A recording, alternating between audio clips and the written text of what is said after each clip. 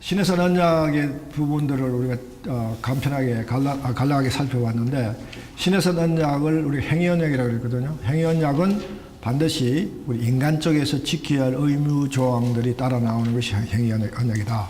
선악과 언약은 우리가 선악과를 따먹지 않는 행위, 그게 우리가 지켜야 할 행위고, 그다음에 이제 신해선 언약은 하나님의 소유가 되고, 그리고 제사장 나라가 되고 거룩한 백성이 되는 이 조건이 충족되기 위해서는 반드시 우리가 지켜야 할 의무조항이 따라 나오게 된다.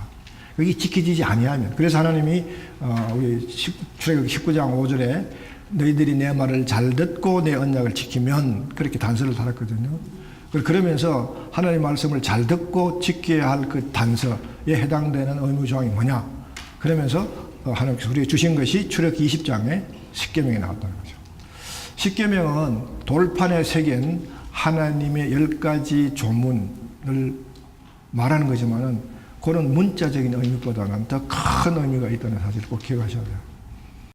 바로 이 십계명이 바로 우리 모든 크리스천들의 구약 백성과 신약 백성과 백보자 심판에 이르기까지 모든 하나님의 백성들의 행위의 규범이 되고, 행위의 규범이 되기 때문에 백보자 심판에 하나님의 심판 근거가 되고 기준이 된다는 거죠. 여러분, 하나님 우리를 심판하실 때, 여러분 재판관이 재판할 때 법적 조항 없이 재판하는 게 있습니까? 그럼 객관적인 재판이 안 되잖아요. 그렇죠? 언제나 주어진 법적 근거에 의해서 그걸 가지고 재판하듯이, 하나님도 우리를 심판하실 때, 마지막 우리를 판단하실 때 하나님이 쓰시는 조항이 바로 십계명입니다. 그래서 이 십계명은 우리가 깊이 공부를 해두고, 그 십계명의 영성을 우리 삶의 근간으로 삼고, 그 십계명의 영성을 우리의 가치관의 기본으로 삼아야 되는데, 이 십계명은요 이렇게 구성되어 있습니다. 1에서 4계명은 하나님과의 관계를 설정하는 거예요. 그래서 우리는 그것을 제사장 영성이다 이렇게 이름을 붙여봅니다.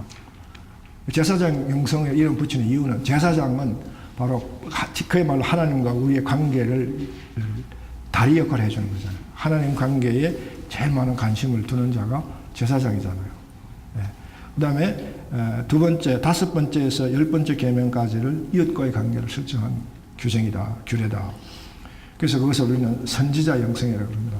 선지자들이 이 땅에 와서 외치는 핵심 내용이 사회정의, 이웃과의 바른 관계, 이런 것들을 근간으로 해서 외치잖아요. 그렇죠? 물론 하나님의 관계를 말하지 않는 건 아닌데, 하나님 관계를 근거로 해서 이웃과의 관계를 강조하는 그런 가르침과 외침을 하는 자가 선지자다. 그랬을 때 다섯 번째에서 10번째 계명까지는 이웃과의 관계를 설정하는 이면서도 선지자의 영성이다. 그렇게 우리가 불러봅니다. 자, 지난 시간에 이런 얘기들이 나올 때마다 잠시 살펴봤는데, 기독교는 관계의 종교다.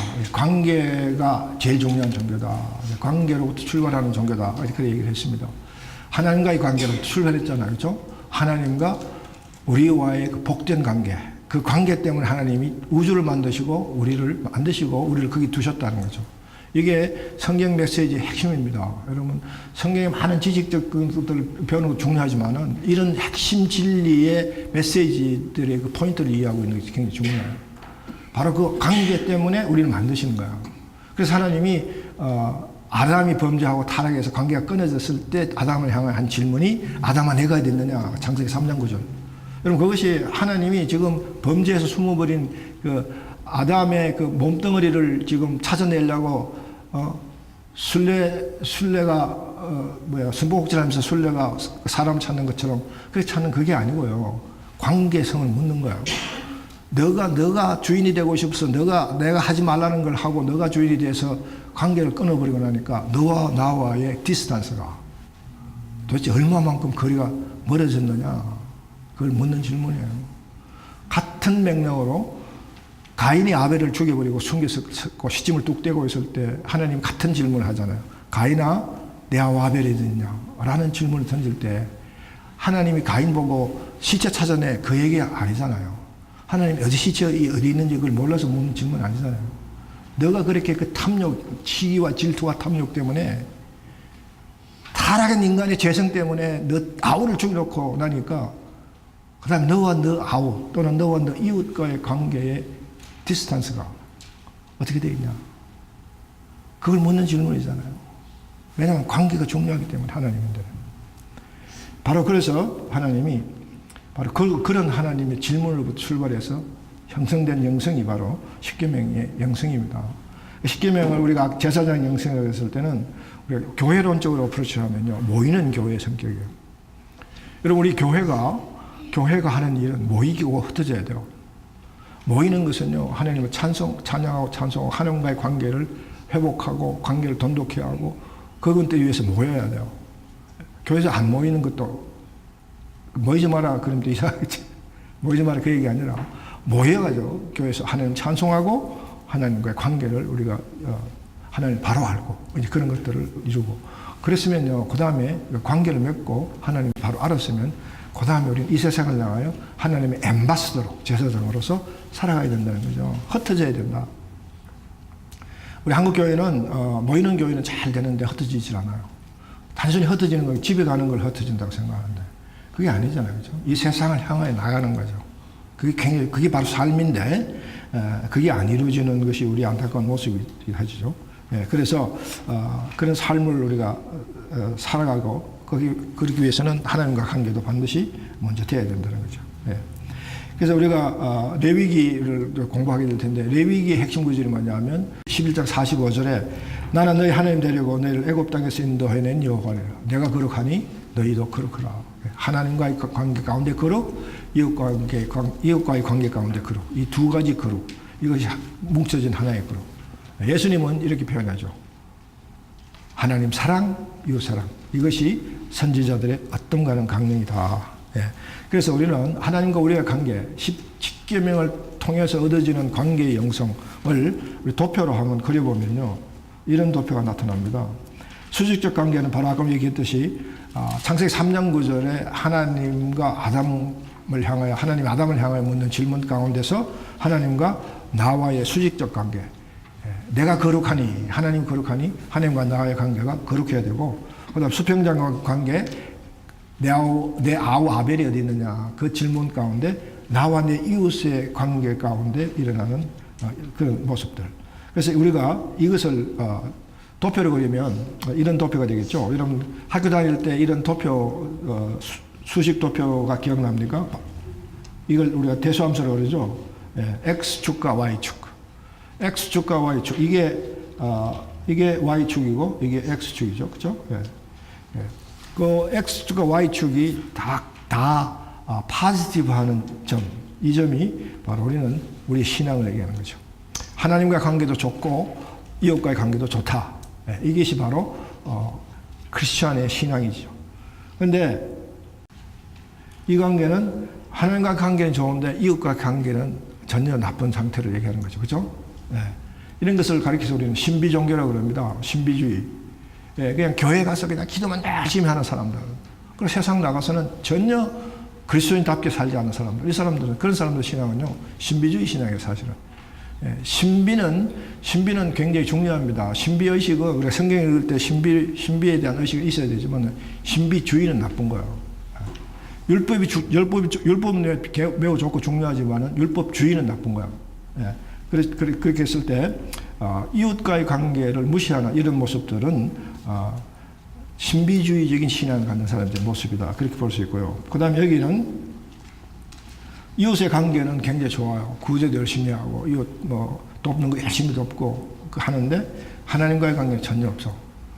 또 필요도 없고, 그런 것을 우리 세상에 도덕 종교라고 그럽니다. 세상에 있는 하나님, 우리 크리스천 외에는 전부 도덕 종교예요, 사실은. 이 세상에 깨끗하고 잘 살아라. 정직하게 살아라. 이건 어느 종교나 다 가르쳐요. 단, 무슬림 빼고요. 무슬림은 가서 죽이라 이런 것도 가르치니까 그건 도덕 종교도 아니고 아무것도 아니야. 그건 사탄 종교예요. 그런데 세상에 많은 종교들, 유교, 불교, 이게 이웃과의 관계 가운데 도덕성에 있어서는 굉장히 아름다운 종교예요. 근데 그게 신이 없잖아요. 구원이 없거든요. 우리가 구원의 문제를 어떻게 해결할 거냐. 거기서 해결이 없다는 거죠. 그 다음에 마지막으로 하나님과 이웃과의 관계가 모두 다 나쁜 관계. 이거는 사탄 종교예요. 여러분 이 그림을 잘 이해하시겠어요? 여러분 지금 이 도표를 보고 이 그림을 보면서 지금 여러분의 신앙의 상태는 어느 스팟에 있다고 생각되세요? 이 얘기들을 하나의 지식으로 받아들이지 말고요. 지금 여러분의 그 신앙 상태가 지금 여기에 어디에 와 있는지를 한번 꼭 묵상해 보세요. 그래야지 우리가 성경을 제대로 읽을 수 있어요. 매우 중요한 도표입니다. 바로 이거 위해서 우리 하나님 우리에게 성경을 주셨다는 거죠.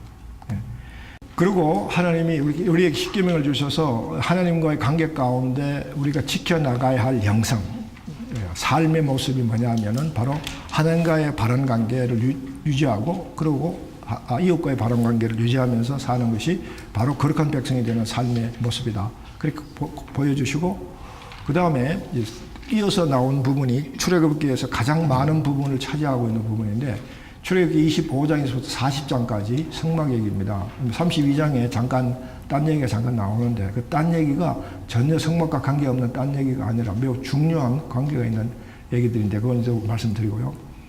이 성막이라 그러면 지금 여러분이 앞에 도표에서 보듯이 이렇게 성막의 구조가 있고 그리고 노제단이 있고 물두멍이 있고 등대가 있고 떡상이 있고 그다음 분향단이 있고 휘장이 있고 지성소가 있다.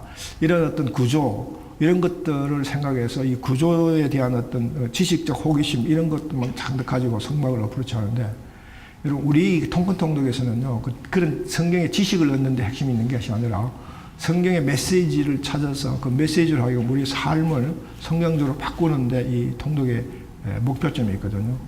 그랬을 때 이 성막도 그런 의미로서만 그런 어떤 성경 공부하는 시기에 지식적 탐구에만 목적이 있는 게 아니라 성경이 만들어진 원래 이유가 뭐냐 그것부터 우리가 풀어쳐야 돼요.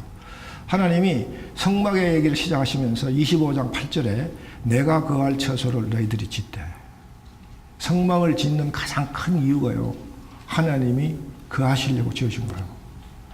자 그러면 하나님이 언제 우리가 거했나요? 자 하나님이 우리가 언제 거했는지를 한번 보고 다시 돌아오겠습니다. 에덴에서 하나님 우리와 함께 거하셨어요. 바로 우리와 함께 거하시려고 우리를 만드셨기 때문에 하나님이 우리와 함께 에덴에서 거하셨어요. 하나님이 우리와 함께 에덴에 거하시고 우리가 하나님과 함께 에덴에 거해도 죽지 않았던 거죠. 왜? 죄를 안 범했으니까. 그런데 죄를 범함으로 타락은 뭐라 그랬나요? 타락은 죄 범하는 게 아니에요, 여러분. 죄를 범하는 것만 타락이 아닙니다. 타락은요, 죄는요, 타락을 만드는 원인이에요. 죄를 범함으로 타락하게 된 거죠. 타락은 뭐예요? 관계에 끊어짐. 누구와의 관계? 하나님과의 관계가 끊어져요. 이걸 여기에 우리의 그 관심점을 거기다 두셔야 돼요. 하나님과 함께하는 그 상황이 깨져버렸잖아요. 여호와께 가까이 하면 내게 복이라. 복이 깨졌잖아요. 여러분 하나님이 우리 복 주시고 하나님이 주려고 했던 모든 복을 우리 스스로 다 박차버린 거거든요. 그렇죠? 예, 하나님은 그 관계를 다시 이어서 그 복을 다시 회복시켜 주시려는 게 함께 하시는 이유예요. 그래서 하나님이 그 관계가 끊어지고 그 이후로부터 하나님은요 지금까지 지금 출애굽기 20장 상황까지 25장까지 하나님은요 누구에게 임재하셨냐면 하나님에게 사명을 띈 특수한 사람에게 특수한 상황에 함께 하세요. 간헐적으로 그것도 그렇죠? 네. 그런데 이제 그 에덴의 상황 하나님과의 관계가 회복되는 에덴의 상황에 지극히 모형적인 의미지만은 그것이 회복된 상태가 신에서 언약이잖아요. 하나님과 소유가 바뀌었고, 그렇죠? 하나님 소유가 됐고, 하나님 백성이 됐고, 하나님 제사장 나라가 됐다. 이거는요, 바로 에덴적 상황이 회복되었다는 거죠. 불완전하지만은, 한참 불완전하지만, 그래도 에덴의 상황에 가장 가까운 상황이 벌어진 거죠. 그게 뭐예요? 그러므로 하나님이 우리와 함께 하시고, 위해서 임재하신다는 거예요. 하나님이 이제 우리에게 임재하시는 거죠. 그게 바로 성막입니다. 바로 25장 8절 아까 했죠. 하나님이 거할 처소를 짓는 거야. 하나님이 이제 우리 가운데 오시는 거예요. 특수한 사람에게 특별한 일을 위해서 오시는 게 아니라 우리 공동체 가운데 하나님 백성 가운데 임하신다는 거죠. 함께 하시려고. 그게 바로 성막입니다. 지은 이유예요. 그래서 하나님이 임재가 또 성전에서 샤키나 구름으로 임하시는 거죠. 임재하신다. 하나님 임재. 우리와 함께 하시려고. 그런데 그게 바로 임마누엘이라는 거죠. 이사야서 7장 8절에 임마누엘, 우리와 함께 하신다는 의미의 임마누엘 얘기를 합니다. 바로 우리 지난번에 얘기했듯이 하나님의 이름 중에 가장 이름, 가장 아름다운 이름, 가장 멋있는 이름이 임마누엘입니다. 우리와 관계 가운데 가장 아름다운 하나님 속성은 함께 해주시는 속성이에요. 그런데 문제는요, 에스겔서에서 하나님 영광이 성령이 떠나버려요. 왜? 이스라엘 백성들이 바로 앞에 얘기했죠. 지켜 행하라. 지켜 행해야지 신에서 언약이 유해진다. 하나님 백성 관계가 유지된다. 그 관계를 놓쳐버린다는 거죠. 지켜 행하지 못하니까요. 그 얘기들을 우리가 이제 지금 이 시간 이후부터 우리가 공부하고 나눌 얘기들 부분입니다. 끊임없이 하나님은 지키라. 이스라엘 백성들은 지키지 않고 못 지키고 그런 그 관계가, 그 갈등 관계가 끊임없이 이어지는 모습들을 우리가 이제 나머지 성경에서 보게 되는 거죠. 네. 그러다가 하나님 이스라엘 백성들을 이제 포로로 던지잖아요. 그거는요, 레위기에서 이미 약속된 얘기예요. 지켜 행하지 아니하면 내가 너희를 다시 흩어버린다. 그건 레위기 26장에서 이미 하나님이 가나안 땅에 들어가기도 전에 이미 그걸 예언적으로 경고를 하십니다. 그런데 그 예언적 경고가 맞아떨어지는 상황이 벌어지는 거예요. 그게 구약의 역사예요. 구약의 역사를 그런 안목에서 우리가 읽어나가야 되는데 그런 결정적인 상황이 하나님의 영광이 에스겔서에 나오듯이 예루살렘 성전을 떠나게 됩니다. 그런데 그 성전의 영광이 스룹바벨이 돌아와서 파괴된 예루살렘 성전을 재건했을 때 스룹바벨 성전에 하나님의 영광이 돌아온다는 얘기 없습니다. 성전만 단건하게 지어주죠. 하나님의 영광이 들어오지 않아요. 하나님의 임재가 없습니다. 그런데 그 임재가 어디서 나타나냐 하면 육신에 대해서 우리 가운데 거하시는 예수님을 통해서 하나님이 우리와 함께 하시기를 위해서 임재하신다는 거죠. 요한복음 1장 14절에 말씀이 육신에 대해 우리 가운데 거하심에 라는 그 구절에 거하신다는 말은요, 태버나클, 장막을 치신다. 태버나클, 성막, 우리 가운데 성막을 치신다. 성막은 곧 하나님의 임재다. 그러다가 우리가 이제 성령을 모시는 성전이 되는 거죠. 여러분 삶 가운데 하나님이 임재해 계셔야 돼요. 임재하기를 원하셔서 여러분이 성령을 모시는 성전으로 하나님 만들어 주셨잖아요. 여러분 성령을 모시는 성전입니까? 예, 하나님의 영광과 임재가 여러분 삶 가운데 있어야 되죠. 또 있습니다. 예, 그게 이제 우리 신약 가서 설명드렸는데 그게 성령 충만과 관계 있는 얘기예요. 성령은 우리 가운데 계시는데 우리가 성령이 충만해지느냐 아니해지느냐 하는 것들은요, 결국 어디다 연결되느냐 하면 자기중심성의 문제와 연결됩니다. 자기중심성이 강하면요, 성령이 충만해지지 않아요. 그 얘기들을 신약에서 얘기를 하겠습니다. 다시 오면은 이런 것들이 중요한 것이 아니라 결국은 하나님의 임재라는 측면에서 성막을 이해하셔야 됩니다. 그래서 우리는 성막에 임재하신 하나님을 구약적으로 어프로치하면요, 신약은 예수님이 하나님으로서 우리 삶 가운데 바로 오셨기 때문에 우리가 항상 하나님을 모시고 살아가는 성전에 돼 있잖아요. 근데 구약 백성들은요, 성막에 임재했었으니까 하나님을 성막에 가서 만났어야 돼요.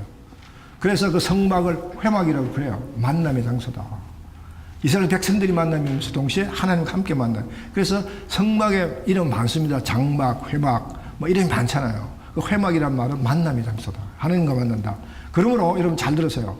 하나님을 만나는 데는요, 하나님의 방법대로 해야 만난다. 그 말이에요.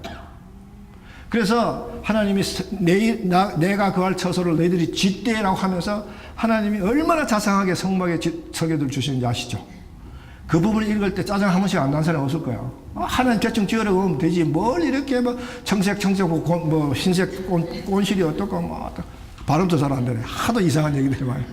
그걸 잘 여러분, 이 장막은요, 이 포를 50개 그리고 고리는 몇 개를 만들고 어떻게 하고, 와, 그거 읽다가 한 번씩 이빨 안 물어본 사람도 없을 거예요. 그거 안 물은 사람은 성경 제대로 못 읽었어요. 예. 근데 그렇게 하시는 이유가요, 바로 신위, 인위, 자기중심성이라는 개념으로 풀어쳐야 돼요. 하나님은, 그럼 하나님 방법대로 하신다는 사실 꼭 기억하세요. 나는 너희들을 만나려고 해. 너희도 나를 만나야 돼. 그런데 너희들 기분대로 오는 게 아니고 내가 오르고 내가 만나라는 그 방법, 그 절차를 다 거쳐서 와. 그 절차를 주신 게 이 절차잖아요. 이 우리 고랑태 먹이려고 성막을 복잡하게 만들려고 이런 도표를 주신 게 아닙니다. 여기 하나하나에 하나님 방법이 다 써져 있다는 거예요. 그 의미를 이해를 하셔야 돼요. 성막 얘기를 하다가 느닷없이 출애굽기 32장에 금송아지 얘기가 나와요. 금송아지 예배의 모습이 나와요. 이건 뭘 의미하느냐면요. 하나님 방법대로 나를 만나야 되는데 금송아지 숭배자들은 저 방법대로 하나님을 만났단 말이야. 하나님도 아닌 하나님을 만들어 놓고 저 방법대로 자기 기분대로 자기 느낌대로 자기 충족대로 그게 금송아지 예배의 모습이죠. 성막에서 하나님을 하나님 방법대로 만나게 지시하시는 그 하나님 모습과 자기 마음대로 자기 멋대로 신을 만들어 놓고 여호와라 그러면서 거기다가 참 춤추고 경배하고 하는 그 예배, 두 예배를 극렬하게 대조시키는 거죠. 여러분 이게 무서운 얘기예요. 오늘 우리 예배 가운데 금송아지 예배를 드리고 있지 않나요? 정말 오늘 우리 예배는 성막의 하나님 방법대로 드리라 하는 그 예배처럼 드리고 있나요? 아니면 금송아지를 만들어 놓고 그런 식으로 예배를 드리면서 우리가 하나님을 찬양하고 하나님 높이는 예배를 드린다. 지성소 예배다. 그러고 있지는 않나요? 심각한 문제 여러분. 하나님 우리에게 성막을 주신 이유가 하나님 방법이야. 내 방법이야. 하나님이 아담에게 이브에게 가죽옷을 입히는 이유 내 방법이야. 너희들의 문제는 내가 해결하고 내 방법대로 할 때 모든 것들이 형통해진다. 그걸 가르쳐 주시는 거예요. 여러분. 우리는 자꾸 우리 방법대로 하려고 해요. 성경을 읽어도 우리 방법대로 해가지고 내가 원하는 대로 읽고 내가 필요한 대로 이해하고 그래가지고는 우리가 변하지 않는다는 거예요. 여러분. 하나님 방법대로 돌아가세요. 불편하더라도 거북하더라도 하나님이 원하는 방법이기 때문에 우리는 그 길로 가야 돼요. 성막이 읽기 어렵고 이해하기도 어렵고 따라하기도 힘들더라도 하나님 방법이기 때문에 우리는 그 방법대로 가지 않으면 안 된다.